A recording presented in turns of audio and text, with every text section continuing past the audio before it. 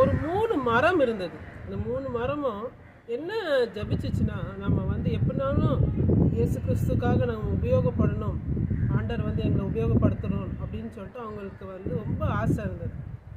ஒரு நாள் வந்து சில பேர் வந்து அந்த ஃபஸ்ட்டு மரத்தை வெட்டிட்டு போனாங்க.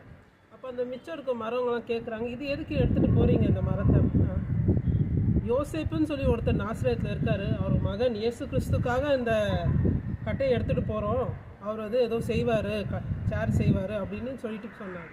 அப்போ அதுக்கு மரத்துக்கு ஒரே சந்தோஷம், இயேசு கிறிஸ்துனால நம்ம வந்து கைப்படம் நம்ம உபயோகப்பட போகிறோமோ அப்படின்னு சொல்லிட்டு.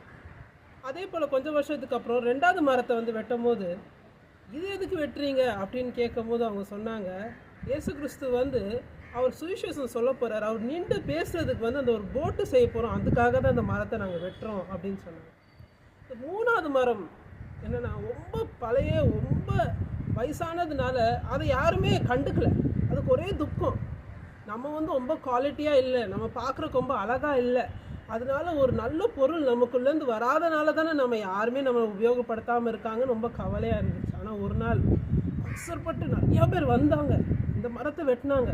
எல்லாரும் கேட்குறாங்க, எதுக்கு இந்த மரத்தை வெட்டுறீங்கன்னா, இயேசு கிறிஸ்து சிலுவையில் நாங்கள் அடிக்க போகிறோம், அந்த சிலுவை சேரக்கு இந்த மரத்தை நாங்கள் உபயோகப்படுத்த போகிறோம் அப்படின்னு சொன்னாங்க.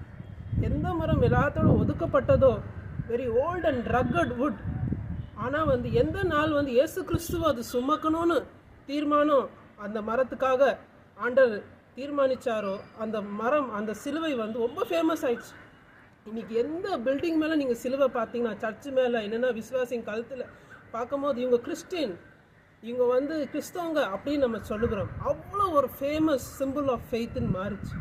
அது போல தான் நீங்கள் யாராலையும் ஒதுக்கப்பட்டு இல்லைன்னா நல்லா இல்லை, எங்களை வச்சு எதுவுமே செய்ய முடியாது, யூஆர் குட் ஃபார் நத்திங்னு உங்களுக்கு சொல்லியிருந்தா கூட, வென் யூ கேரி ஜீசஸ், நீங்கள் அந்த சிலுவை போல் இயேசு எப்போ நீங்கள் சுமக்க ஆரம்பிக்கிறீங்களோ, உங்கள் வாழ்க்கையை அவர் ரொம்ப அழகாக மாற்றுவார். God bless you.